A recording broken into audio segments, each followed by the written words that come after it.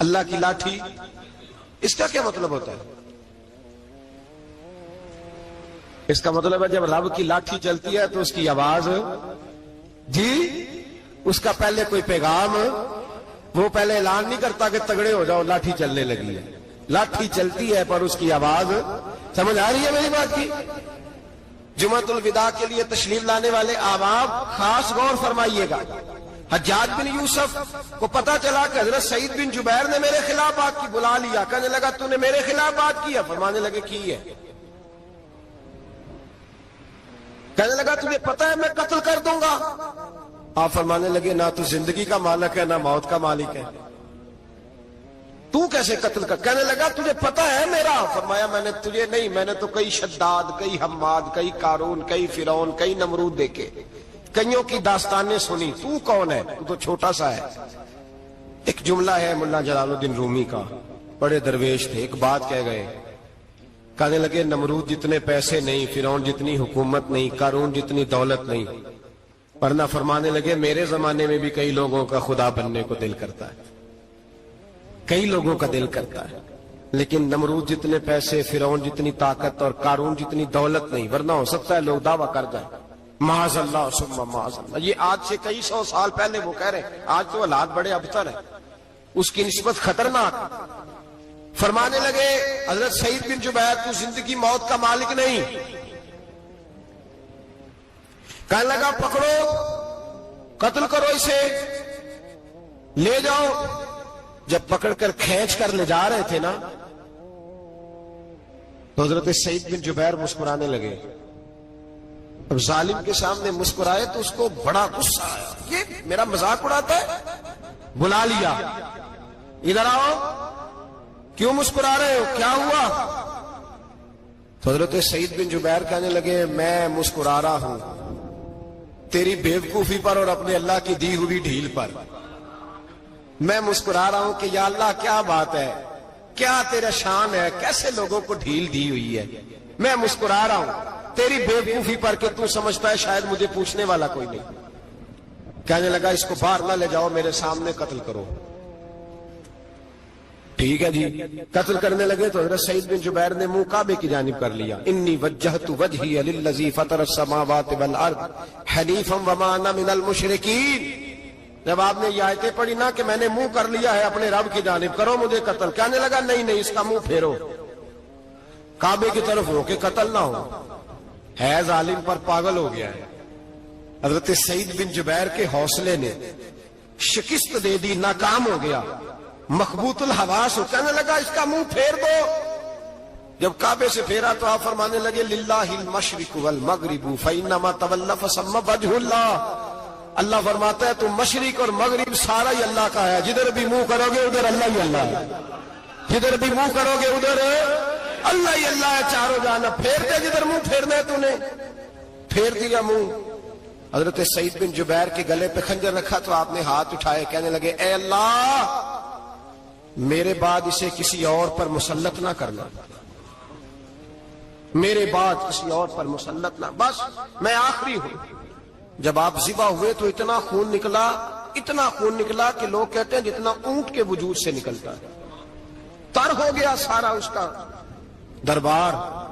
ایک سمجھدار آدمی کو بلا کے کہنے لگا اتنا خون میں نے بڑے بندے قتل کرائے ہیں پر اتنا خون نہیں نکلا۔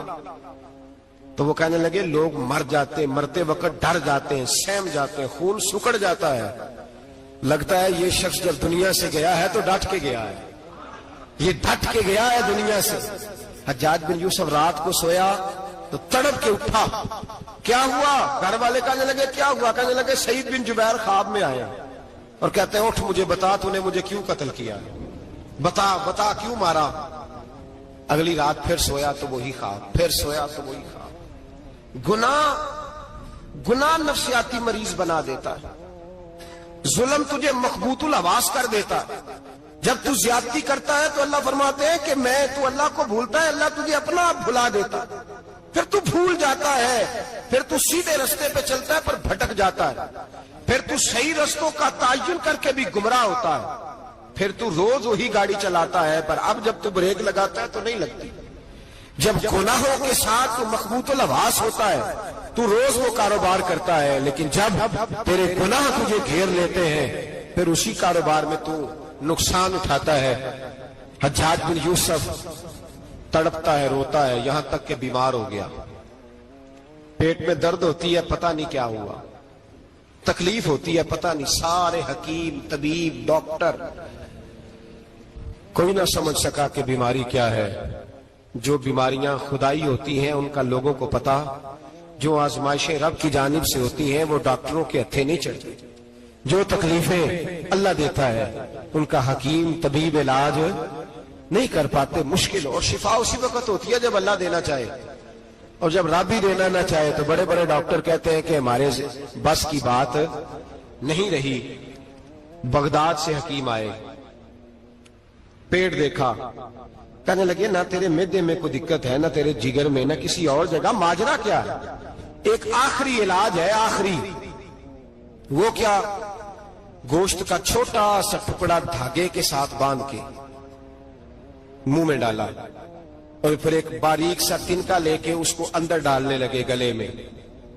وہ گوشت کا ٹکڑا جب حلق کے اندر اتر گیا، اس حکیم نے واپس کھینچا تو کیسے ایسی بدبو آئی جیسی کبھی سونگی نہ تھی۔ جانور، کیڑے مکوڑے لگے ہوئے باہر نکلے، اور جب دیکھا تو جتنے محل میں لوگ بیٹھے تھے چلاتے ہوئے نکل گئے کہ یہ کیا مصیبتیں ہیں۔ حکیم بھی اٹھ کے دوڑنے لگا، کہا تجھے کیا ہوا؟ کہنے لگے حجاج تیری بیماری زمینی نہیں، تیری مصیبت زمینی نہیں۔ کہا میری مرض تک تم کیوں نہیں پہنچ پا رہے؟ تو کہنے لگے لگتا ہے تو بد دعا کا مریض ہے، لگتا ہے تو ظلم کا مریض ہے، تو جبر کا مریض ہے۔ تڑپتا رہا، سسکتا رہا۔ ایک وقت وہ بھی آیا کہ گھر والوں نے کمرے میں بند کر کے تالا لگا دیا، دیوار سے ٹکرے مارتا۔ او بھائی، جو گناہوں کے بیمار ہوتے ہیں انہیں شفا نہیں ہوتی، جو ظلم، جبر، بربریت کے بیمار ہوتے ہیں انہیں سکون قلبی میسر نہیں آتا۔ دوائیاں ان بیماریوں کی بنی ہوئی ہیں جو بیماریاں زمینی ہیں، جو بیماریاں خوراک کی بد پرہیزی سے ہوتی ہیں، جو گناہوں کی بد پرہیزی سے ہوتی ہیں، ان کی بیماریاں، ان کی شفا توبہ ہے، ان کی شفا رجوع اللہ ہے، ان کی توبہ اللہ سے معافی مانگنے سے شفا ہوتی ہے۔ حجاج جب مرنے لگا تو بلایا، یہ رنگ بھی ذرا ملاحظہ کیجئے گا، دو چار قریبیوں کو بلایا، پتا ہوتا ہے نا اپنے کرتوتوں کا آدمی کو، پتا سارا ہے سردار نوتیتیاں دا، جب پتا ہوتا ہے سارا، بلا کے کہنے لگا جب میں مر جاؤں تو مجھے رات کو دفن کرنا ہوگا۔ کیوں بھائی، عورت ہے؟ کہنے لگا نہیں، رات کو دفنانا۔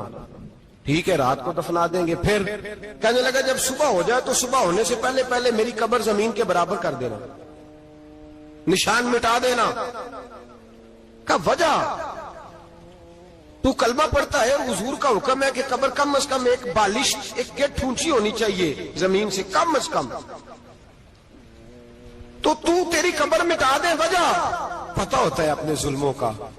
کہنے لگا مجھے پتا ہے لوگ میرے مرنے کے بعد میری قبر بھی نہیں چھوڑیں گے، دنیا میں تو میرے جبر کی وجہ سے کوئی آ نہ سکا، لیکن میری قبر بھی لوگ جنازوں میں باتیں شروع کر دیتے ہیں۔ جنازوں میں نے ایسی بھی داستانیں سنی ہے کہ کوئی مرا تو لوگ جوتوں کا ہار قبر پہ ڈال آئے۔ نہیں بھائی، تو جب زندہ تھا تو تیرے جبر ظلم کی وجہ سے نہیں کو بول سکا۔ ایک تو ہے قیامت میں حساب ہوگا، یہاں دنیا میں حساب ہونے لگتا ہے۔ اتنی لمبی زبانیں لوگوں کی لٹک کر مرتے وقت باہر نکل آتی ہیں۔ دعا کریں، جمعہ ہے، اللہ تعالیٰ ایمان کی موت عطا فرمائے۔ دعا فرمائے رب تعالیٰ اللہ تبارک و تعالیٰ توبہ کر کے جانے کی توفیق عطا فرمائے۔ جاگے جاگے اور سنے اور دعا کرے، اے اللہ تو ہمیں ظلم سے ویسے ہی محفوظ فرما، اگر ہم زیادتی کرنے لگے تو اے اللہ ہمیں اس سے منع فرما، ہمیں اس سے تو یہ توفیق دے کہ ہم باہر آ جائیں اس گناہ سے۔ میرے بھائی، ایک تو دنیا میں سزا ہے، پھر قیامت کی سزا ہے، اور وہ زیادہ سخت ہے، وہ زیادہ سخت ہے۔ ہم لوگوں نے نا ہیلے بہانے بڑے بنائے ہوئے ہیں۔ بینک کے ساتھ کاروبار کرنے والا کہتا ہے نہیں مجبوراً لیا ہے، مجبوراً مر رہا تھا تو آخری لبوں پہ تھا تو جائز ہے، جائز ہے۔ اس وقت جب تجھے کھانے کو لقمہ نہ لگے تو حرام کھانا بھی جائز ہے، کیا دقت تھی؟ کیوں اللہ رسول کے مقابلے میں کھڑا ہوا تو؟ کیوں سود کا دھندا کیا؟ کیا تکلیف تھی؟ کہاں تو الجھ گیا تھا؟ ہم جان بوجھ کے اپنے لیے جہنم کٹھی کرتے ہیں، پھر کہتے ہیں سکون نہیں زندگی میں۔ کہاں سکون آئے گا؟ کیسے آئے گا؟ ہم نے خود آگ لگائی ہے چمن میں اپنے، جو قیامت کی سزا ہے۔ میرے نبی پاک علیہ السلام نے فرمایا رب تمہیں سامنے کھڑا کرے گا، اور کس طرح کھڑا کرے گا؟ فرمایا لوگوں کے وجود سے کپڑے اتر جائیں گے، زمین اس طرح دہکے گی جس طرح تانبا زمین پہ رکھا جائے اور آگ جلائی جائے۔ تانبا دیکھا آپ لوگوں نے؟ یہ بھی گرمی گزری ہے نا، تو فرش پر جب سورج پڑتا تھا تو ننگے پاؤں چلا نہیں جاتا تھا، صحیح کہہ رہا ہوں؟ ننگے پاؤں، بچے کا پیر زمین پہ لگتا تو چیخ اٹھتے ہیں، کہتے ہیں اوہ جل گیا پیر، حالانکہ یہ فرش دنیا کے۔ اور اگر تانبے کے اندر خاصیت ہے کہ اگر کوئی دھات جلدی اور زیادہ گرم ہوتی ہے تو وہ تانبا ہے۔ میرے نبی نے مثال دی تو اس کی دی جو سخت تھا، فرمایا تانبے کی طرح زمین تپائی جائے گی، اور پھر ننگے پاؤں رب تمہیں کھڑا کرے گا۔ آج سورج کی پشت تمہاری جانب ہے، قیامت میں منہ تمہاری جانب ہوگا۔ نیزہ آپ نے دیکھا ہوگا، نیزہ ہوتا تھا، فرمایا یہ جو تم نیزے دیکھتے ہو صرف 1.25 نیزے کے برابر سورج قریب آ جائے گا، اور پھر اللہ تمہیں سامنے کھڑا کر کے تم سے سوال جواب کرے گا۔ اور حضور نے کہہ دیا ہے تو اب کسی نعت خواں کے کہنے سے بات بدل سکتی، کسی پیر کے کہنے سے جملہ بدل سکتا، کسی خطیب کے کہنے سے فکر نہ کرنا وہ سامنے جنت پڑی ہے، اب بات بدل سکتی؟ خدا کی رحمت پر بھروسہ رکھنا ضروری ہے، نبی پاک کی شفاعت کی امید رکھنا، بولیے، لیکن جو حضور نے بیان کیا ہے اس کو ماننا بھی یہ بھی ضروری ہے۔ میرے نبی پاک نے فرمایا اللہ تم سے حساب لے گا اور اللہ پوچھے گا، تم نے جواب دینا ہے۔ حضور کس شے کا؟ فرمایا جو پہنتے ہو اس کا جواب نہیں دینا، جو کھاتے ہو اس کا جواب نہیں دینا، جو اللہ کے راستے میں دیتے ہو اس کا جواب، باقی ہر شے کا جواب دینا ہے۔ ادھر جو پلاٹ ہے اس کا بھی جواب دینا ہے، اور وہ جو بچوں کو پیسے بتائے ان کا بھی جواب دینا ہے، جو چھپائے ہیں ان کا بھی۔ ثم لتسألن یومئذ عن النعیم، جو کمیٹی اپنے محلے میں ڈالی ہے اس کا بھی جواب دینا ہے، جو سسرال کے علاقے میں ابا جی سے چوری ڈالی ہوئی ہے اس کا جواب بھی، سب کا جواب دینا ہے، تمام حساب کتاب۔ اور اللہ فرماتے ہیں میں سامنے کھڑا کر کے ہر سوال کا تجھے ہر سوال کا جواب صاحب۔ اچھا یہ جو بڑے لوگ تھے وہ حساب سے ڈرتے تھے، ہم چھوٹے لوگ ہیں ہم حساب سے ہم نہیں ڈرتے، ہم کہتے ہیں دیکھی جائے گی۔ بڑے لوگ جو تھے وہ حساب سے، حضرت ابوبکر صدیق دعا کرایا کرتے تھے، دعا کرو اللہ مجھ سے حساب نہ پوچھے۔ حضرت عمر فاروق رضی اللہ تعالیٰ عنہ اپنے بیٹے سے کہتے تھے بیٹا اپنے باپ کے لیے رحمت کی دعا کرنا، میں درگزر والا ہوں، میں حساب والا کوئی نہیں۔ بڑے لوگ ڈرتے تھے، بڑے لوگ۔ حضرت عثمان غنی قبر پہ کھڑے ہوتے تھے تو داڑھی آنسوؤں سے بھیگ جاتی، غلام کہتے ہیں حضور 3 دفعہ نبی پاک نے آپ کو جنت کی بشارت دی ہے، 3 دفعہ بشارت دی ہے، تو آپ کیوں اتنا روتے ہیں؟ عثمان غنی فرماتے جس رسول نے مجھے جنتی کہا ہے اسی محبوب نے مجھے فرمایا تھا عثمان قبر آخرت کی منزلوں میں سے پہلی منزل ہے۔ اور آپ فرماتے میرے تو کمرے میں دیا گل ہو جائے تو مجھے ڈر لگتا ہے، اس میں تو مکمل اندھیرا ہے۔ آپ فرماتے کھڑکیاں بند ہو تو دم گھٹنے لگتا ہے، اس کو تو دروازہ ہی کوئی نہیں، روشن دان تک نہیں۔ بھائی جو بڑے تھے وہ ڈر رہے تھے۔ مولا علی شیر خدا نماز کا وضو کر کے کانپتے تھے، کانپتے۔ علی آپ مرحب کے سامنے نہیں کانپے، خیبر کا دروازہ اکھاڑتے نہیں کانپے، بدر احد خندق حنین اور خیبر میں نہیں کانپے، تو یہاں آپ فرمانے لگے مالک کے سامنے جاتے ہوئے ڈر آتا ہے۔ بڑے لوگ کانپتے تھے، بڑے لوگ۔ آج کون سا جمعہ ہے؟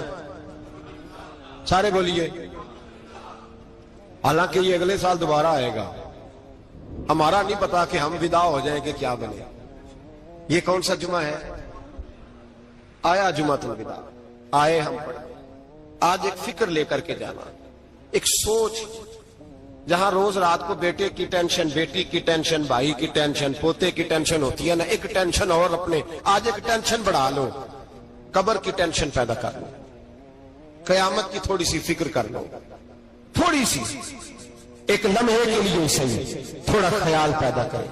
حضرت حسن بصری نام سنا ہوا ہے نا، یہ حضرت علی کے شاگرد ہیں، نبی پاک کے گھر میں آ جاتے تھے کئی دفعہ، بچے تھے جب. حضرت حسن بصری تابعی ہیں، فرماتے ہیں خانہ کعبہ میں عمرہ کرنے گیا، طواف کعبہ کر رہا تھا تو بڑا عجیب منظر ہوا، رات کی تنہائی ہوئی. اس وقت کئی دفعہ طواف بند بھی ہوتا تھا، اس لیے کہ رش کم ہوتا تھا تو رات کو سب سو جاتے.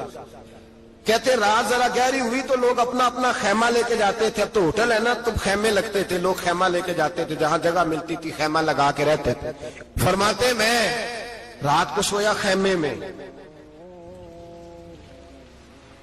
ایک دردناک آواز آئی، میٹھی ہے دھیمی ہے پر درد بڑا ہے.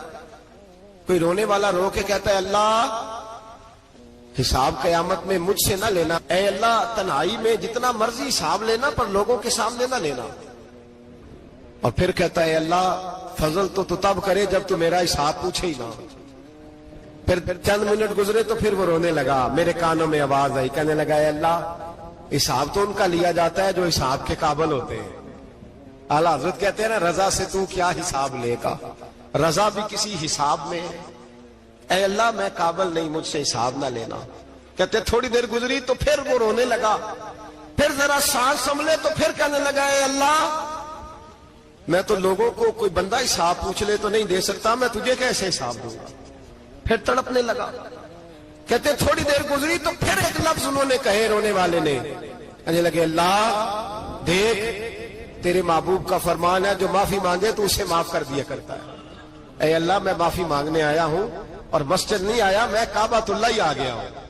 کہتے ہیں وہ اتنا روئے کہ چیخ آئی ان کی، اور جب دھڑام سے کوئی زمین پہ گرا تو میں پریشان ہوا کہ اب تو بے ہوش ہو گیا. فرماتے ہیں میں زور سے اٹھا فٹافٹ اور اس شخص کی طرف بڑھا. میرے دل میں خیال ہے کوئی گناہگار ہے بیچارہ، تو چلو میں بھی دعا کرتا ہوں، اس کو کہتا ہوں بیٹے فکر نہ کر اللہ تیری مدد کرے گا. فرماتے میں گیا اس نیت کے ساتھ کہ میں کہوں گا چلو اٹھو تم بھی دعا کرو میں بھی کرتا ہوں، اللہ ہم سے حساب نہ پوچھے. کہتے میں گیا تو وہ شخصیت بے ہوش پڑی تھی، کالے سیاہ بال ان کے چہرے پہ بکھرے ہوئے تھے. کہتے ہیں لوگوں جب میں نے زلفیں ہٹائیں چہرے سے تو میرا وجود کانپنے لگا آسمان ٹوٹ پڑے گا، زمین پھٹ جائے گی، ستارے بکھر جائیں گے، آج بہہ جائیں گے سمندر. فرماتے ہیں میری چیخیں نکل گئی. یہ کوئی گناہگار تو نہیں، یہ تو حضرت فاطمہ کے پوتے امام زین العابدین ہے، یہ تو امام حسین کا وہ بیٹا ہے جو کربلا میں تنہا بچے تھے. فرماتے میں امام کا چہرہ دیکھا تو بھاگ کے آیا اور میں نے اپنی داڑھی ان کے پیروں کے ساتھ مس کی اور میں نے کہا حضور اٹھیے. امام اٹھے تو میں نے کہا شہزادے تیرے تو اشارے سے اللہ کئی گناہگاروں کو بخشے گا، تیری تو دعا سے اللہ بخشے گا، یہ کیا کر رہے ہو؟ تو امام زین العابدین کہنے لگے حسن بصری ادھر آ یار، ادھر آؤ بزرگو، میرے دادا کے پاس رہنے والے ہو، میں نے نا آج ہی سنا ہے کہ اس کا عذاب بڑا سخت ہے، آؤ میرے لیے دعا کرو اللہ پاک مجھ سے حساب نہ پوچھے. کہا حضور نہ کریں. اب فرمانے لگے تجھے نہیں پتا کچھ چیزیں ایسی ہیں کہ رب نے اگر حساب پوچھا تو میں واقعی جواب نہیں دے پاؤں گا، چل کر میرے لیے دعا. کہتے میں نے ہاتھ باندھے حضور میں نہیں کرتا. اٹھا فرماتے میں نے ہاتھ اٹھائے، میں نے کہا اے اللہ تیرے رسول کا شہزادہ ہے، یہ تیرے رسول کا شہزادہ ہے، یہ کہہ رہا ہے تو فضل کر. جب تک نظریں ناپاک ہوتی ہیں ارادوں میں دراڑیں ہوتی ہیں، جب نظریں ناپاک ہوتی ہیں پھر عقیدے متزلزل ہوتے ہیں، جب نظریں ناپاک ہوتی ہیں پھر انسان کوئی بھی مہم سر نہیں کر سکتا، اور جب نظر پاک ہوتی ہے. حضرت عبداللہ بن حذافہ جہاد کر رہے تھے، روم کے عیسائیوں نے گرفتار کر لیا، 1000 آدمی نے مل کے پکڑا، گرفتار نہیں ہوتے تھے صحابی، 1000 آدمی نے گھیرا ڈالا، گرفتار کر کے لے گئے. اور جب بادشاہ کے سامنے گئے تو وزیر کہنے لگا بادشاہ بندہ بڑے کام کا ہے، اگر ہمارے قابو آ گیا تو فائدہ دے گا. صحابی ہیں حضرت عبداللہ بن حذافہ، حضرت فاروق اعظم کا زمانہ ہے، اگر قابو آ گیا تو فائدہ دے گا. بادشاہ کہنے لگا کیوں کیا خوبی ہے؟ کہنے لگے ہم 1000 آدمی تھے، یہ اکیلا قابو نہیں آ رہا تھا، 1000 آدمی تھے، اگر ہماری فوج میں شامل ہو گیا تو بہت بڑا جرنیل ملے گا. بادشاہ کہنے لگا کوئی مسئلہ نہیں، 2-3 چیزیں ہوتی ہیں بندے کو خریدنے کے لیے، خرید لیتے ہیں. بادشاہ کہنے لگا عبداللہ جتنی دولت تجھے چاہیے میں تجھے دے دیتا ہوں، میرے لشکر میں آ جا، معاذ اللہ اسلام چھوڑ دے۔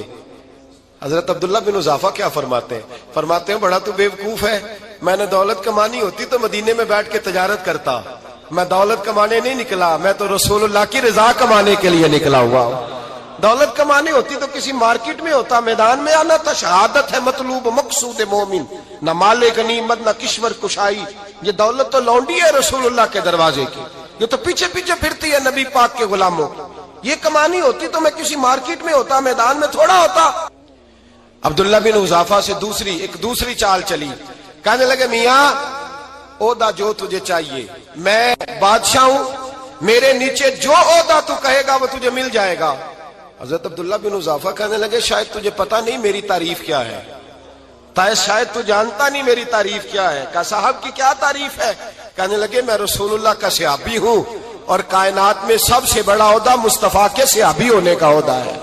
صحابہ وہ صحابہ تھے جن کی ہر صبح عید ہوتی تھی، خدا کا قرب حاصل تھا، نبی کی دید ہوتی تھی۔ فرمایا میں نے حضور کے جلوے دیکھے ہوئے ہیں، مجھے عہدے کی ضرورت ہی نہیں، اور میں نے عہدہ لینا ہوتا تو میں سیاست کرتا، میں تو شہادت لینے نکلا ہوں میدان میں، عہدے کا میں نے کیا کرنا ہے۔ اب بادشاہ کہنے لگا اسے قتل کر دو۔ وزیر کہنے لگا نہیں، ایک بات اور ہے، مجھے ایک چال اور چلنے دو۔ کہا وہ کیا؟ کہنے لگے میری بیٹی بڑی خوبصورت ہے، مجھے موقع دو اپنی ہی بیٹی کو سجا بنا کے، وہ جوان جس کی جوانی اتنی بڑی ہے کہ 1000 آدمی مقابلے میں کھڑا نہیں ہوتا، اس جوان کے کمرے میں رات کی تنہائی میں بنا سوار کے بی بی کو بھیجا۔ وہ بی بی کہتی ہے میں ساری رات بن سور کے اس صحابی کے کمرے میں بیٹھی رہی، لیکن یہ کیا شخص تھا، ساری رات ہی مصلے پہ بیٹھا رہا، ساری رات ہی، کچھ دیر تھک جاتا تو یہ کریم رسول پہ درود پڑھنا شروع کر دیتا۔ بی بی کہتی ہے سحری ہو گئی تو میں نے چھو کے دیکھا کہ انسان ہے کہ جن ہے، یہ بندہ ہے کہ فرشتہ ہے، چھو کے دیکھا۔ کہنے لگے پیچھے ہٹ جا۔ میں نے کہا میں نے تو سنا تھا تو 1000 کے مقابلے میں ہے، اور تو اتنا بے حس ہے کہ بنی سوری دلہن بیٹھی ہے، تو نے نظر نہیں کی؟ عبداللہ بن حذافہ، بی بی کہتی ہے نظر پھر نہیں اٹھائی، نظر پھر جھکی ہوئی ہے۔ کہنے لگے بی بی میں مجبور ہوں، اب میرے اوپر کوئی حسن نہیں چلتا، میں نے جلوہ والضحیٰ کا دیدار کیا ہوا ہے، اب میری نگاہوں میں جچتا نہیں کوئی، اس لیے کہ جیسے میرے سرکار ہے ایسا نہیں کوئی۔ کبھی بھی اب نہیں کسی کا میرے اوپر جادو چلتا، میں نے مصطفیٰ کو، اور کہا ذرا پیچھے ہٹ کے بیٹھ، مجھے میرے رسول نے غیر محرم سے بچنے کا حکم دیا ہے، ذرا پیچھے ہٹ کے بیٹھ۔ سحری کا وقت تھا۔ وہ بی بی کہتی ہے اس نوجوان کے جملے میرا سینہ چیر گئے، کلیجہ پھٹ گیا، چیخ نکلی، میں کفر کے عالم میں روئی۔ میں نے کہا مجھے بتا تو صحیح، آخر یہ جذبہ کہاں سے ملتا ہے، آخر یہ روشنی تو میں نے دیکھی نہیں، کہاں سے آتی ہے؟ ایک میرا باپ ہے جو بنا سور کے مجھے تیرے کمرے میں چھوڑ گیا، بتلا یہ کہاں سے کیف آتے ہیں؟ عبداللہ بن حذافہ کہنے لگے اگر کیف لینا ہے تو بھی میرے مصطفیٰ کا کلمہ پڑھ جا، آجا دروازہ رسول پہ جھک جا، مل جائے گا۔ سویرے دروازے پہ باپ آیا بیٹی سے رزلٹ لینے، دروازہ کھولا تو بیٹی نقاب پہنے باہر آئی۔ باپ کہنے لگا کیا بنا؟ کہنے لگی پیچھے ہٹ جا، تو غیر محرم ہے، کافر ہے، میں مسلمان ہوں۔ اس نے کہا کیا ہوا؟ کہنے لگی تیرے جیسے کو باپ کہوں، تیرے جیسے کو جو مجھے استعمال کر رہا تھا، میں تجھے باپ نہیں مانتی، میں اب رسول والی ہو گئی ہوں، میں حضرت فاطمہ کی کنیزہ ہو گئی ہوں، میں اب نبی کریم کی خادمہ ہوں، خبردار میرے قریب نہ آنا۔ یہ داؤ بھی ناکام ہوا۔ اب حضرت عبداللہ بن حذافہ کے سامنے موت کھڑی کی، ایک کڑا میں تیل گرم کیا، کہنے لگے تجھے اس میں جلایا جائے گا۔ حضرت عبداللہ بن حذافہ رضی اللہ تعالیٰ عنہ جب جلنے کے قریب ہوئے تو رونے لگے۔ روم کا بادشاہ کہنے لگا شاید ڈر گیا ہے، کہنے لگے اب سمجھ آئی ہے، اب تجھے پتا چلا ہے، چلا آ جا۔ حضرت عبداللہ بن حذافہ کہنے لگے تو کافر ہے، تیری کافروں والی سوچ ہے، اس لیے نہیں رویا کہ موت سے ڈر گیا ہوں، میں تو اس لیے رویا ہوں کہ ایک جان ہے، وہ نبی پاک پہ قربان ہو رہی ہے، کاش رب مجھے 1000 جان دیتا، میں ساری مصطفیٰ پہ قربان کر دیتا۔ فاضل بریلوی فرماتے ہیں کروں تیرے نام پہ جاں فدا، نہ بس ایک جاں 2 جہاں فدا، اور میرا 2 جہاں سے بھی نہیں جی بھرا، میں کروں کیا کہ کروڑوں جہاں نہیں، اور میاں صاحب فرماتے ہیں وہ کچا رنگ للاری والا جیڑا چڑھدا لیندا رہندا، اے عشق تیرے دا رنگ محمد چڑھ جائے پھر نہیں لیندا، عشق تیرے دا رنگ محمد چڑھ جائے پھر اے نہیں لیندا۔ میرے بھائی وہ روم کا بادشاہ کہنے لگا دنیا میں نے بھی بڑی دیکھی ہے، پر جیسے پاک صاف مصطفیٰ کے غلام دیکھے ایسا میں نے کوئی نہیں دیکھا۔ او بھائیو، نظر پاک ہو، روح پاک ہو، مزاج پاک ہو، پھر انسان بڑے بڑے کام کرتا ہے، پھر وہ مہمات کو سر کرتا ہے، پھر وہ صرف ایک گھر کے لیے نہیں، وہ ملت کے لیے فائدہ مند ہوتا ہے، پھر وہ گھرانوں کو لے کر چلتا ہے، پھر وہ بڑے بڑے معاشرے تشکیل دیتا ہے۔ میرے رسول کریم صلی اللہ علیہ وسلم نے پاک صاف ذہن کے لوگ تیار کیے۔ حضرت مرثد فرماتے ہیں میں ایک عورت پہ عاشق تھا، جب کلمہ پڑھا نبی پاک نے میری پشت پہ ہاتھ پھیرا، میں نے کہا حضور کوئی نصیحت؟ نبی پاک نے فرمایا نظر کو پاک رکھنا۔ آپ فرماتے ہیں عورتیں میرے پیچھے بھاگا کرتی تھیں اور مجھے کہا کرتی تھی اب تو دیکھتا کیوں نہیں؟ تو میں نے کہا پتا مجھے بھی نہیں، مصطفیٰ کی ایک نظر ہوئی ہے رب نے سارے محل کو چہل دور فرما دیے، سارا کچھ ہی بدل گیا۔ ملت کے جوانوں یاد رکھو اس بات کو، یہ پاکیزگی یہ نظر، یہ پاکیزگی یہ مزاج، یہ انسان سے بڑے کام کرا لیتی ہے، اور اگر تیری نظر ناپاک رہتی ہے پھر تو کچھ نہیں کر سکتا، پھر تیری زندگی ایک ایسے قید خانے میں قید ہو گئی ہے جو تجھے 2 قدم بھی نہیں چلنے دے گی۔ سب سے پہلے مزاج کی پاکیزگی، اور دوسرا اصلاح معاشرہ کے لیے اہم درس یہ ہے اپنے آپ کو پاک صاف رکھیں، ذہنی طور پر، نظریاتی طور پر، اور دوسرا درس یہ ہے میرے بھائی ظلم اور زیادتی سے بچیں، پاک صاف رہ کے وقت شروع کریں، اور کسی جگہ بھی کوئی زیادتی کوئی ظلم، میرے نبی کریم صلی اللہ علیہ وسلم کے مزاج کو اگر آپ دیکھیں گے نا، ہمارے معاشرے میں آج سب سے زیادہ زیادتی پتہ کون سی ہوتی ہے؟ لوگ عزتیں پامال کرتے ہیں، بدگمانیاں کرتے ہیں۔ ابو جہل یہ کام کرتا تھا کہ وہ نبی پاک صلی اللہ علیہ وسلم پر، صحابہ پر معاذ اللہ شخصی اعتراضات کرتا تھا، شخصی۔ عزیزو، جب آدمی کا کسی سے اختلاف ہوتا ہے نا، یا کسی کو پسند نہیں کرتا یا کسی کو ریجیکٹ کرنا چاہتا ہے تو شخصی اعتراضات کرتا ہے، نیچے اترتا ہے، کمزور بات کرتا ہے، چھوٹی بات کرتا ہے۔ اور ہمارے زمانے میں تو یہ کام حسد کی وجہ سے ہوتا ہے، بڑے بڑے جماعتیں ٹوٹ جاتی ہیں، ملتوں کا شرازہ بکھر جاتا ہے، لیکن لوگ اپنی اس حرکت سے باز نہیں آتے، ساری زندگی ذاتی اور نجی اعتراضات کرتے رہے۔ ابو جہل کے اندر ہزاروں عیب پائے جاتے تھے، شرابی بھی تھا، بدکار بھی تھا، بے حیا بھی تھا، ظالم بھی تھا۔ میرے نبی پاک صلی اللہ علیہ وسلم نے اسے دین کا پیغام دیا ہے، لیکن تاریخ کی کسی کتاب میں آپ کو یہ نہیں ملے گا کہ حضور نے کبھی اس کی شخصیت پر اعتراض کیا ہو۔ یہ فرمایا ہے کہ بڑا فرعون ہے اس امت کا، لیکن نیچے اتر کر کبھی اس کی ذاتی اور شخصی زندگی پر کوئی زیادتی صحابہ کی طرف سے اور نبی پاک کی طرف سے۔ بہت بڑی بات سمجھا رہا ہوں، اگر آپ کی سمجھ میں آئے تو ہم ذاتیات پر اترتے، ذات پر اتر کر زیادتی کرتے، ذات پر۔ ہمارا اب ظلم نجی سطح سے شروع ہو رہا ہے اور پوری ملت کو لپیٹ میں لے رہا ہے، پوری ملت کو۔ چھوٹی چھوٹی زیادتیاں ہیں جو پورے معاشرے کو اپنی لپیٹ میں لیتی ہیں۔ میرے نبی کریم علیہ السلام نے جو دین ہمیں دیا ہے وہ خیر خواہی کا مذہب ہے، وہ بھلا کرنے کا مذہب ہے، وہ کام آنے کا مذہب ہے، وہ ظلم سے بچنے کا مذہب ہے۔ میرے نبی پاک نے فرمایا ظلم سے بچ جانا، قیامت کے اندھیروں میں جو بڑا اندھیرا ہوگا وہ ظلم ہوگا۔ اصلاح معاشرہ کانفرنس کا پہلا سبق میں نے عرض کیا کہ نظر کو، ذہن کو، سوچ کو پاک رکھیں، اور دوسرا زندگی میں کبھی زیادتی نہ کریں، کبھی بھی اپنے مخالف پر بھی کبھی شخصی، ذاتی اور نجی اعتراضات نہ کریں۔ یہ انسان کے اندر کا ظلم ہوتا ہے، ہمارے گھروں کے اندر سے ظلم جنم لینے لگا ہے۔ روز بہو پہ تیل چھڑکا جاتا ہے، روز کسی نہ کسی شہر سے، اپنے ہی گھر سے، اپنے ہی چراغ کو بند کرنے کی خبر نکلتی ہے۔ سڑکوں پہ، چوکوں پہ، چوراہوں میں غریب مسلے جاتے ہیں، جس کے ہاتھ جہاں تک پہنچتے ہیں وہ وہاں تک معاذ اللہ زیادتی کر گزرتا ہے۔ اگر قوم ظلم سے بچنے لگے، زیادتی سے بچنے لگے، تکلیف دینے سے بچنے لگے تو معاشرہ سنور جائے گا۔ میرے رسول کریم علیہ السلام نے اپنے غلاموں سے پوچھا تھا بتاؤ مفلس کون ہوتا ہے؟ کون ہے جس کے پاس کچھ نہیں ہوتا؟ صحابہ نے کہا یا رسول اللہ جس کے پاس پیسے نہ ہو۔ بخاری مسلم متفق علیہ حدیث ہے۔ نبی کریم نے فرمایا نا بھائی، مفلس تو وہ ہوگا جو قیامت کے دن احد پہاڑ کے برابر نیکیاں لے کے آئے گا۔ یا رسول اللہ اتنی نیکیاں پھر بھی مفلس ہے، پھر بھی غریب ہے؟ تو نبی پاک نے فرمایا نیکیاں پہاڑ کے برابر ہیں، پر اس نے چگلیاں بڑی کی ہیں، غیبتیں بڑی کی ہیں، مذاق بڑے اڑائے، اس نے لوگوں پر پھبتیاں بڑی کسی ہیں، تان و تشنی بڑے کیے، ظلم بڑے کیے، گالی بڑی دی، لوگوں کے بارے میں بری باتیں کی۔ اب رب کریم نے وہ ساری نیکیاں لوگوں میں بانٹ دی، یہ مفلس ہو گیا، غریب ہو گیا۔ زیادتی نہیں کریں، ظلم نہ کریں، اپنی نجی زندگی سے لے کر گھر کے اندر سے لے کر اجتماعی زندگی تک زیادتی سے بچیں۔ میرے نبی کریم علیہ السلام نے اپنے غلاموں کو یہ درس دیا ہے، دیکھنا کبھی زیادتی نہ ہونے پائے، دیکھنا کہیں ظلم نہ ہونے پائے، دیکھنا کسی شخص کو تمہارے قول فعل سے، تمہارے مزاج سے تکلیف نہ پہنچے۔ میرے بھائیوں، حضرت وہب ابن منبہ علیہ رحمہ فرماتے ہیں کہ بنی اسرائیل کے اندر ایک بادشاہ محل بنانے جا رہا تھا۔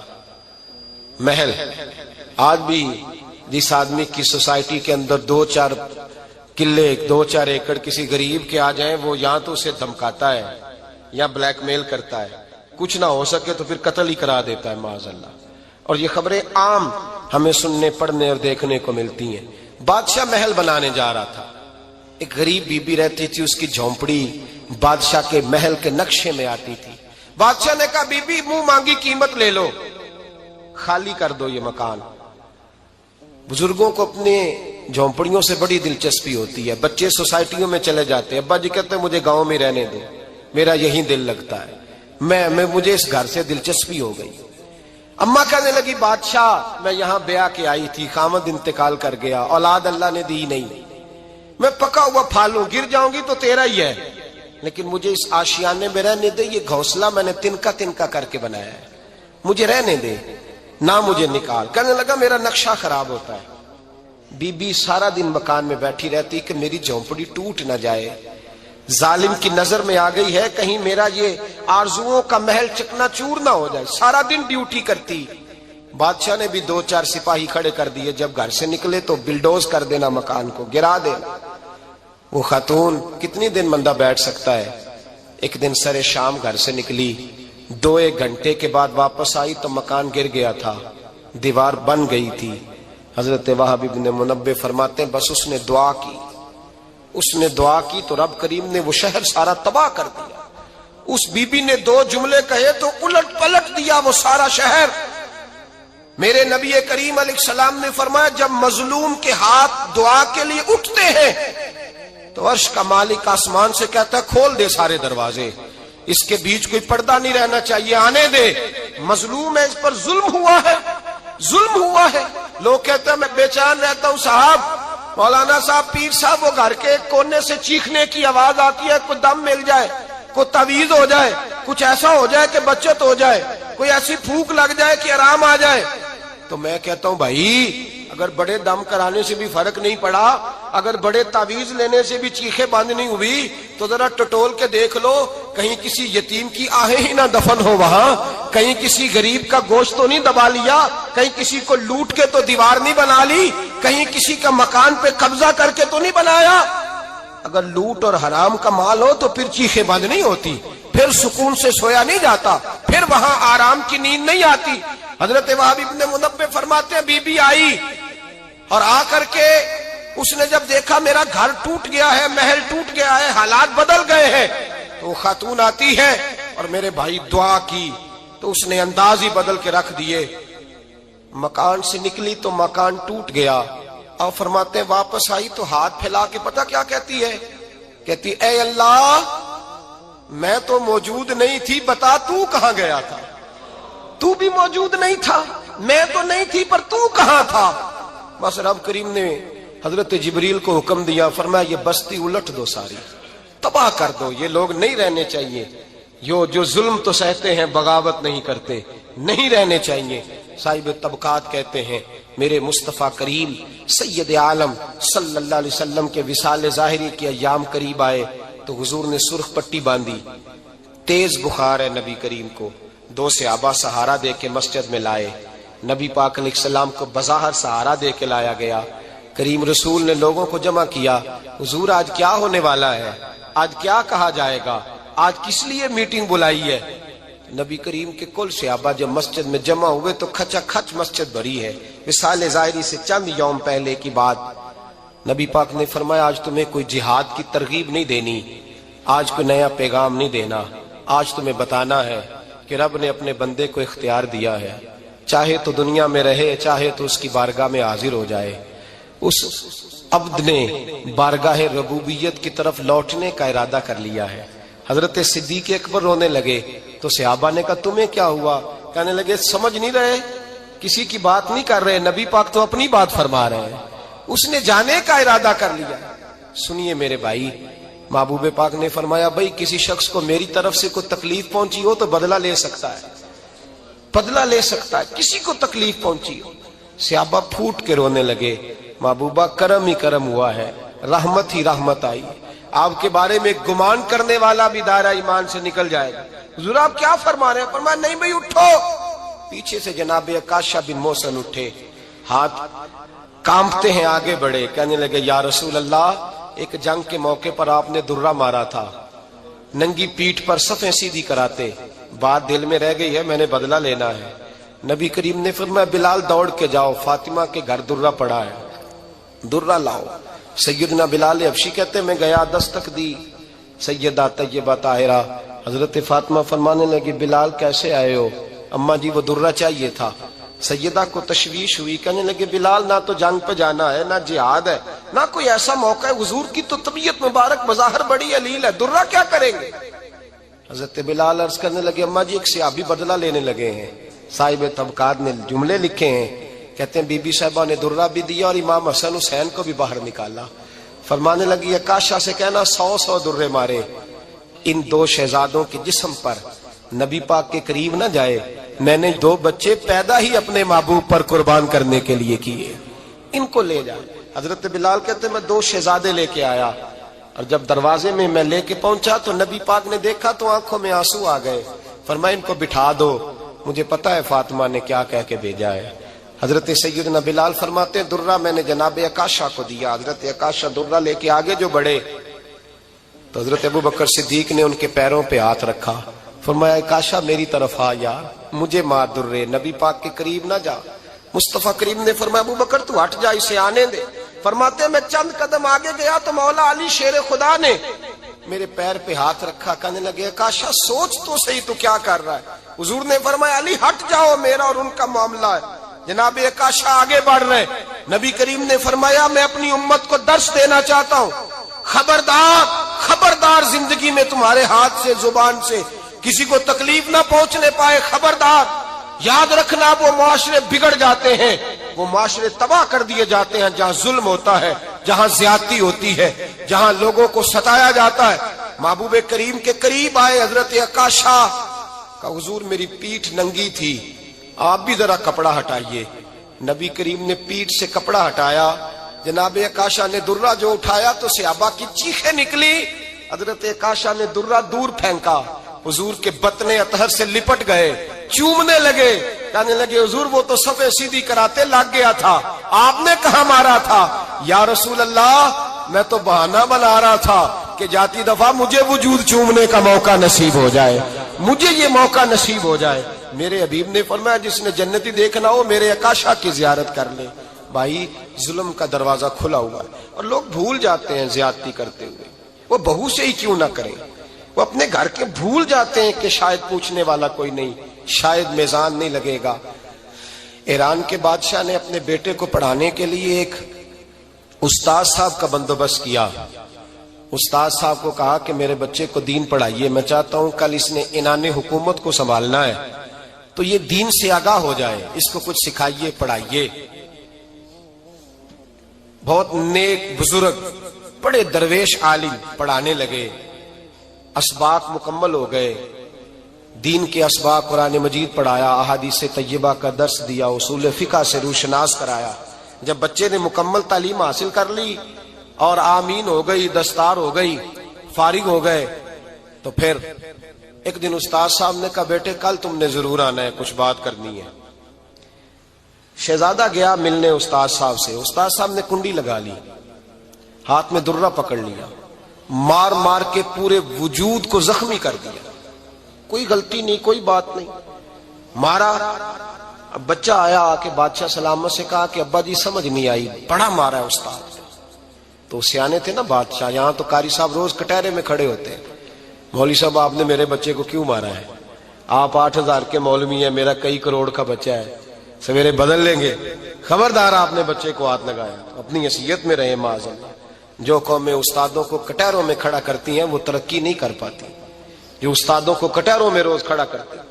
کہا ابا جی بڑا مارا ہے، تو والد بڑے سمجھدار تھے، کہنے لگے بیٹا استاد باپ ہوتا ہے، وہ زیادتی نہیں کرتا، کوئی بات ہوگی میں تیرے استاد کو کٹہرے میں نہیں بلاؤں گا۔ اماں سے بات کی، اماں کہنے لگی بیٹا میں تیرے باپ سے کیسے بات کروں، ڈر آتا۔ وقت گزر گیا، 22 سال بیت گئے،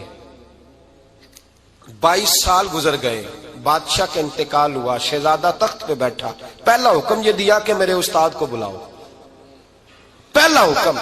استاد جی بوڑھے ہو گئے تھے، چھڑی کے اوپر ٹیک لگا کے آئے اور بھویں سفید ہو کے جھک گئی تھیں، یوں آنکھ کھول کے بڑی مشکل سے دیکھا، کہنے لگے شہزادے حکم ہو۔ کب میں شہزادہ نہیں، اب میں بادشاہ بن گیا ہوں۔ استاد جی 22 سال بیت گئے، آپ نے مارا تھا، پر وہ درد چونکہ زیادتی کی تھی، میرا قصور کوئی نہیں تھا، تو نہ میری روح سے درد گیا ہے نہ میرے جسم سے گیا ہے، میں بے اختیار تھا، پوچھ نہیں سکتا تھا، آج با اختیار ہوا ہوں۔ سب سے پہلے پہلا حکم آپ کو دیا، بلایا ہے، بتائے کیوں مارا تھا، کیوں مجھے مارا تھا، میری زیادتی بتائے۔ تو استاد، بوڑھے استاد کی آنکھیں آنسوں سے بھر گئیں، کہنے لگے بیٹے بس آج کے دن کے لیے مارا تھا، یہ جو دن آ گیا نا میری زندگی میں اس لیے مارا تھا، یہ میں چاہتا تھا میری زندگی میں وقت ہے، آج کے بس میری مراد پوری ہو گئی۔ کہا صاحب کس لیے، مجھے بھی سمجھائے۔ آپ فرمانے لگے کتنی دیر ہو گئی تجھے مار کھائے ہوئے، کتنا زمانہ بیت گیا؟ کہنے لگا 22 سال۔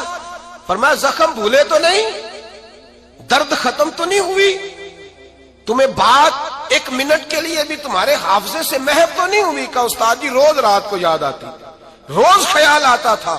استاد کہنے لگے بھائی تو بے اختیار تھا، پوچھ نہیں سکا، 22 سال تجھے یاد رہا، مجھے پتا تھا تو ایک دن حکمران بنے گا، میں نے تجھے اس لیے مارا تھا کہ بیٹے یاد رکھنا، کسی پہ ظلم نہ کرنا، اگر تجھے 22 سال تک یاد رہا ہے تو جس پر تو ظلم کرے گا اسے بھی قیامت تک یاد رہے گا، اور یہ یاد رکھنا تو آج با اختیار ہوا تو تو نے مجھے بلا لیا ہے، قیامت کے دن غریب با اختیار ہو جائیں گے، مظلوم با اختیار ہو جائیں گے، وہ با اختیار ہوں گے، للہ الواحد القہار، رب کریم کی بارگاہ کے اندر ان کا اختیار ہوگا، اکیلے اللہ کی حکمرانی ہوگی، پھر وہ بلائیں گے۔ بڑے بڑے کج کلا دنیا میں جن کی پگڑیاں اونچی تھیں وہ سر جھکائے کھڑے ہوں گے، دنیا میں جو ڈکٹیٹر بنتے تھے ان کی پشتیں لال ہوں گی، ان کو غدار لکھا جائے گا، قیامت تک نہیں بھولے گا۔ ظلم کرنا تو سوچ سمجھ کے کرنا، اتنا کرنا جتنا تم سہ سکتے ہو، اتنی زیادتی کرنا جتنی قیامت میں تم برداشت کر سکتے ہو۔ میرے نبی کریم صلی اللہ علیہ وسلم نے فرمایا ظلم سے بچو، یہ قیامت کے اندھیروں میں سے ایک اندھیرا ہوگا۔ زندگی میں زیادتی نہ کریں، اگر تھوڑی دیر کے لیے کوئی چیز برداشت کر جائیں گے تو وہ فائدہ دے جائے گی، کچھ دیر کے لیے اگر سہ جائیں گے تو نفع مل جائے گا، سہنے کی کوشش کریں لیکن زیادتی نہ کریں، نظر کو، سوچ کو، ذہن کو پاک رکھیں، اور میرے بھائی زندگی پوری ظلم سے بچیں، زیادتی سے بچیں۔ امیر المومنین حضرت جناب سیدنا عمر فاروق رضی اللہ تعالیٰ عنہ رات گھر میں تھے تو رونے لگے، بڑی دیر تک روتے رہے۔ والدہ اٹھی تو صاحبزادے سے کہنے لگی پتہ کرو تمہارے باپ کو کیا مسئلہ ہے۔ شہزادے آئے، کہنے لگے امیر المومنین والد گرامی کیا ہوا؟ تو حضرت عمر فاروق کہنے لگے بیٹا اپنی اماں کو بلاؤ۔ والدہ آ گئیں، کیا بات ہے؟ کچھ طبیعت خراب ہے تو حکیم کا بندوبست کیا جائے۔ تو حضرت عمر کہنے لگے کچھ بھی نہیں، آج مسجد سے نکلا ہوں تو نبی پاک کے صحابہ میری تعریفیں کر رہے تھے، رسالت معاب کر رہے ہیں۔ آپ وہ غالب نے کہا تھا کہ میں 1000 بار بھی اپنی زبان دھو لوں نا کبھی مشک اور عنبر سے تو پھر بھی مجھے لگتا ہے ابھی اس قابل نہیں ہوئی کہ مدینے والے کا نام لے سکے۔ 1000 بار بشویم دہن ز مشک و گلاب، 1000 بار بھی زبان کو مشک گلاب سے غسل دو تو پھر بھی لگتا ہے کہ یہ نام لینے کے قابل ہے۔ تھوڑا سا لہجہ ادب والا، وہ ہمارے سٹیجوں پہ آج کل داد لینے کے لیے بھی لوگ جوش نقابت میں، جوش خطابت میں بھی بعض چیزوں کا دھیان نہیں کرتے، میری طرح کے لوگ، اللہ ماشاءاللہ، اللہ سمجھ عطا کرے۔ خوبصورت القابات کے ساتھ. امام مالک رحمت اللہ علیہ کے پاس کوئی شخص اگر آتا تھا اور وہ آ کر آپ سے کہتا تھا کہ کوئی مسئلہ پوچھنا ہے، تو امام صاحب فرماتے تھے فقہ کا مسئلہ پوچھنا ہے؟ کہتا ہاں، تو بتا دیتے. لیکن اگر وہ کہتا نا میں نے حضور کی حدیث سننی ہے، تو امام صاحب پہلے غسل کرتے، پھر کپڑے بدلتے، خوشبو لگاتے، امامہ باندھتے، پھر ممبر پر بیٹھتے اور پوری آب و تاب کے ساتھ مدینے والے محبوب کا ذکر کرتے. جب آپ کسی چیز کا اہتمام کرتے ہیں تو اس کے اثرات بھی ہوتے ہیں، پورے آداب کے ساتھ، اطوار کے ساتھ، پوری خوبصورتی کے ساتھ. یہ ہمارے علماء نے ہمیں آداب بتائے کہ جب نبی پاک صلی اللہ تعالی علیہ وسلم کا ذکر کیا جائے گا تو پوری شان و شوکت کے ساتھ. آپ کو پتہ ہے منع کیا علماء نے کہ جب نبی پاک کا نام لکھو نا تو پورا درود لکھو صلی اللہ تعالی علیہ. یہ بعض لوگ خالی سواد لکھ دیتے ہیں، یہ درست نہیں ہے طریقہ. یہ حضور کا نام گرامی ہے، آپ اس پر درود پاک لکھیں، پورا لکھیں، جب تک پڑھا جائے گا آپ کو ثواب ملے گا. تو پورے آداب، نبی پاک صلی اللہ تعالی علیہ وسلم کا نام لیا جائے تو خالی نام نہ لیا جائے، ساتھ درود بھی پڑھا جائے. حضور نے فرمایا وہ بد نصیب ہے اس کے سامنے میرا ذکر ہوا اور اس نے مجھ پر درود ہی نہیں پڑھا صلی اللہ تعالی علیہ وسلم.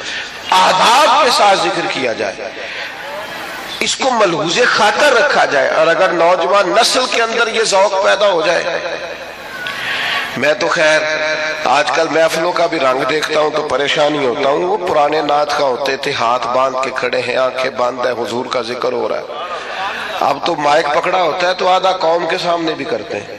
بھئی آپ یہ حضور کی نعت پڑھ رہے ہیں، یہ سٹائل آپ نے کہاں سے سیکھا ہے؟ آپ کو آداب آنے چاہیے اور شعر بھی معیاری ہو نبی پاک کے لیے، عام اشعار نہ ہو.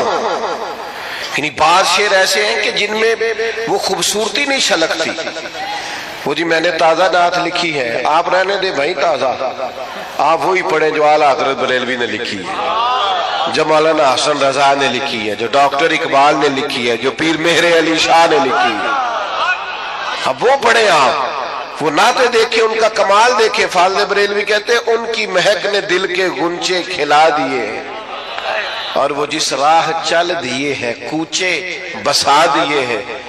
اعلیٰ حضرت کہتے ہیں بڑا بھی کسی کو غم ہونا تو وہ ذکر مصطفیٰ چھیڑ دے، سارے غم دور ہو جائیں. کہتے ہیں ان کے نثار کوئی کیسے ہی رنج میں ہو، وہ جب یاد آ گئے ہیں سب غم بھلا دیے. بس حضور کے یاد آتے ہی غم سارے بھول جاتے. آپ نبی پاک علیہ السلام کا ذکر کریں گے تو اب دیکھیں نا پیر میرے علی شاہ صاحب نے حضور کی نعت لکھی تو انداز کیا کہتے ہیں، مکھ چند بدر شاہ شانی، متھے چمک دی لاٹ نورانی ہے، او دی کالی زلف تے اکھ مستانی، مخمور اکھی ہیں. اچھا خود ہی نعت سنا کے خود ہی لکھ کے خود ہی کہنے لگے سبحان اللہ ما اجمل کا. اور ایک شاعر نے اس پر گرہ باندھی ہے، گرہ لگائی ہے. کہتا ہے یہ ذرا سننا کیسا ہے، کہتا ہے اس پتے سے ڈھونڈنا قاصد میرے دلدار کو. کہتا ہے میں تمہیں ایڈریس بتاؤں، میرے محبوب کو ڈھونڈنا تو پتہ کیا ہے. کہتا ہے اس پتے سے ڈھونڈنا قاصد میرے دلدار کو، مکھ چند بدر شاشانی، متھے چمک دی لاٹ نورانی ہے، کالی زلف تے اکھ مستانی ہے، مخمور اکھی ہیں. اور فاضل بریلوی کہنے لگے سب سے اولا ہو آلہ، سب سے بالا ہو آلہ، کیا خبر کتنے تارے کھلے چھپ گئے، پر نہ ڈوبے نہ ڈوبا. کرنو بدلی رسولوں کی ہوتی رہی، پر چاند بدلی کا نکلا ہمارا نبی. اور جن کے قدموں کا دھون ہے آب حیات، ہے وہ جانے مسیحا ہمارا نبی. تو میرے بھائی نعت میں تازگی ہو، حسن ہو، اور آپ چناؤ کریں تو عمدہ الفاظ کا کریں. معیاری جملے سرکار کے لیے کریں، معیاری، یعنی سرور کہوں کہ مالک و مولا کہوں تجھے، باغ خلیل کا گلے زیبا کہوں تجھے، بس لیکن رضا نے ختم سخن اس پہ کر دیا، خالق کا بندہ خلق کا آقا کہوں تجھے۔ خوبصورت لہجہ ہو، خوبصورت انداز ہو، اور الفاظ کا چناؤ حضور کے ذکر کے لیے ذرا عمدہ ہو، ذرا بہترین ہو۔ آپ دیکھیے دو بھائی بیٹھے ہو تو بڑے کی تعلیم کم ہے، چھوٹے کی زیادہ ہے، بڑا اتنا بڑا افسر نہیں، چھوٹا افسر زیادہ ہے۔ تو اگر بڑے سے پوچھا جائے کہ آپ بڑے ہیں کہ یہ بڑا ہے تو اس سے کیا مراد ہوتی؟ دو بھائی ہیں، ایک بڑا ہے ایک چھوٹا ہے، بڑے سے پوچھا جائے آپ بڑے ہیں کہ یہ بڑا ہے تو کیا اس کا رتبہ بتائے گا، وہ اس کی تعلیم بتائے گا، ڈگری بتائے گا؟ انہیں سیدھا سیدھا کہنا جی میں بڑا۔ کیونکہ جب پوچھا جاتا ہے نا آپ میں سے بڑا کون ہے تو سادی سی بات ہے، اس سے مراد عمر ہوتی ہے، اس سے مراد رتبہ نہیں ہوتا، لیکن یہ باقیوں کے لیے مثال ہے، سرکار کے لیے ایسا نہیں ہے۔ نبی پاک کے چچا ہیں حضرت عباس، ان سے کسی نے پوچھا آپ بڑے ہیں کہ حضور؟ تو پوچھنے والا بھی عمر ہی پوچھ رہا تھا، اس لیے کہ پتا تھا اسے کہ رتبہ سرکار کا ہی بڑا ہے۔ اس نے پوچھا آپ بڑے ہیں کہ نبی پاک؟ تو سادی سی بات ہے، وہ عمر پوچھ رہا تھا، عمر بتانی چاہیے تھی، لیکن حضرت عباس نے ذکر چونکہ حضور کا کرنا تھا لہذا جملوں کا چناؤ ذرا سمجھ کے کیا۔ کہا کیا کہا جناب؟ پوچھا تھا آپ بڑے ہیں کہ سرکار؟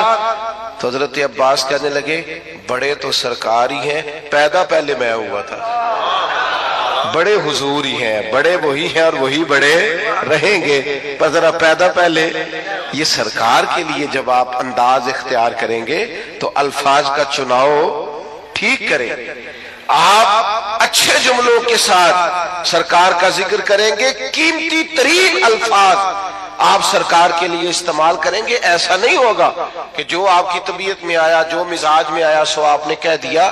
تو ہمیشہ عمدہ چناؤ الفاظ کا، اعلیٰ ترین لفظ نبی پاک کے لیے آپ چناؤ میں آپ لے کر کے آئیں گے۔ آپ دیکھیے بعض اوقات ہم بعض چیزوں کا ذکر کرتے ہیں اور اگر اس ذکر میں وارفتگی پیدا کر لینا، بندہ سارے ذکر کرتا ہے لیکن کبھی ماں کا ذکر کرتا ہے نا تو رو ہی پڑتا ہے، ساری بندہ روز تذکرے کرتا ہے لیکن کبھی باپ کو یاد کرتا ہے تو اس کا ذکر عام روٹین میں نہیں کرتا، اس کے ذکر میں بھی کیفیت بن جاتی ہے۔ حضور کا جب ذکر کریں تو صرف آپ کا ظاہری وضو نہ ہو، آپ کے لہجے کا بھی وضو، آپ کے لفظ شیرینی کی طرح میٹھے ہو، جملے خوشبودار ہو، آپ ہمیشہ اعلیٰ پائے کے الفاظ کا چناؤ کر کے حضور کا ذکر کریں، کبھی بھی کمزور لفظ سرکار کے لیے استعمال نہ کریں اور کسی صورت نہ کریں۔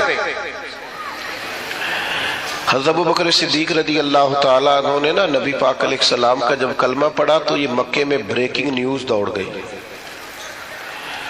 عام آدمی کلمہ پڑھے تو بات اور ہوتی ہے، اور اتنا بڑا تاجر اور سردار اور سیاںہ آدمی کلمہ پڑھ جائے تو پھر بات کا انداز کچھ اور ہوتا ہے۔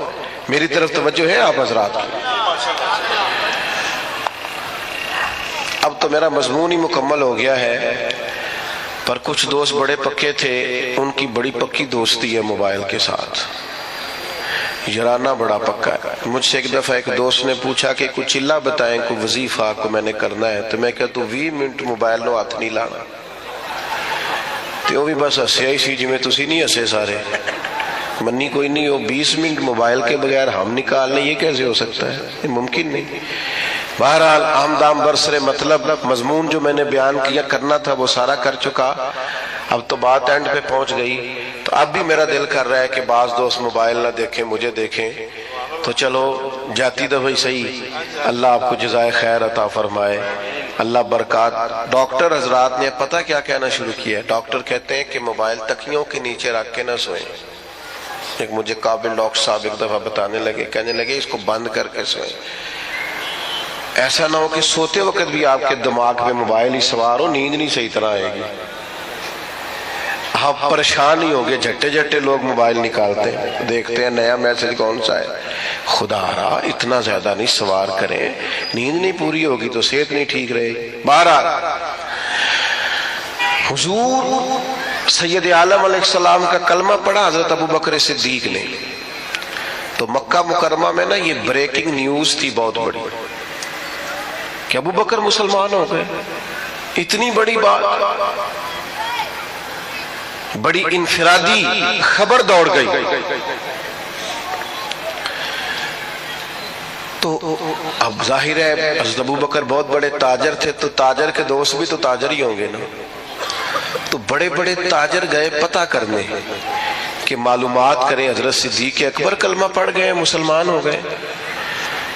وہ تاجر کون تھے؟ ان کے نام سن کے بھی آپ حیران ہوں گے۔ حضرت عثمان غنی، سبحان اللہ، حضرت سیدنا عبد الرحمن ابن عوف، حضرت سعید بن زید جیسے لوگ، بڑے بڑے تاجر تصدیق کرنے گئے کہ واقعی صدیق اکبر مسلمان ہو گئے۔ انہوں نے جا کے حضرت صدیق اکبر سے پوچھا آپ مسلمان ہو گئے؟ تو ذکر مصطفیٰ کرنا تھا نا، تو حضرت صدیق نے کہا یہ کوئی سادی سی بات تو نہیں نا، ایسے ہی کر دوں۔ فرمایا بیٹھ جاؤ۔ بیٹھ گئے۔ پھر جناب علامہ اسماعیل نے حقی رحمت اللہ علیہ نے لکھا ہے، اس خوبصورتی سے ذکر کیا حضرت صدیق نے نبی پاک کا، اس معنویت سے ذکر کیا۔